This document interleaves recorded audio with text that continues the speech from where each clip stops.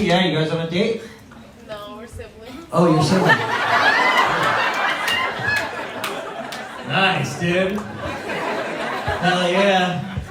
Alright, is that the other sibling? Cool. Oh, it's your cousin. Nice. So he's got no shot. You know what though? I'm glad that you said that you guys are siblings, because if you were like, we're on a date, I'd be like, y'all motherfuckers look exactly alike. You sure, girl? No, he said absolutely not. Is your sister? Oh, okay, my bad. Clearly, there's a chemistry here. Multiple comedians have now been like, you guys fucking, what's the deal over here? What's going on?